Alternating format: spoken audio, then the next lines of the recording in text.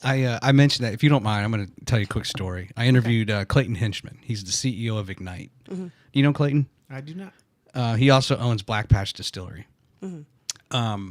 He had his leg blown off in Iraq in 2010, I think. I get him and this other guy confused. The guy who was killed in action. It was 2009, Iraq. Again, just two guests that were very similar. Anyway, he had his leg blown off, stepping on an IED, and went to Walter Reed and all that stuff, right? And he has like his short side, as he says, and he gets fit for a prosthetic. And he said this was about within a year of it happening, and he was out like in Colorado at some sort of like fundraising benefit for wounded vets or something like that. Mm-hmm. And he was doing a lot of woe was me, right? Why did this happen? And he's in pain all the time, but he's at this they're like at a firehouse, like a fire station, having a benefit dinner or something, and he at some point has to go to the restroom, and he goes in there, and it's small, like tiny, tiny, almost like an old phone booth.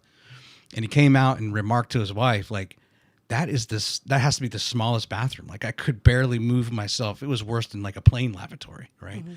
And then he sees other people go to use it, and every person there has some sort of, had some sort of disability or amputees from combat. Well, then he sees a young man go in that has no hands, and his wife has to go with him. And he, at that moment, was like, this man can't do the most intimate thing. He can't even wipe his own backside. Mm-hmm. I am going to stop complaining. And he's like, I'm in pain all the time. But man, that like, it just hit him so hard when he saw someone else, and it just, I don't know. I can't imagine not having a leg and the pain that must be like, and how you deal with that. And thank goodness to have family around you, right? To help you in those low moments. Yeah. And to help you through that. I actually took my, when that happened, it made me look at me. And I said to myself, Josie, all your life, you've never liked anything about you. I realized that was an identity crisis. And so I used to do these things called a story conference, where I would go and speak about what I went through and how I seen God and things like that. But the old Josie died and a new Josie lived. Old Josie that had this protocol religion, because I grew up in Southern Baptist, and I did what my parents did, not truly understanding that I didn't have a relationship with God. And through this journey, I got in a relationship with God.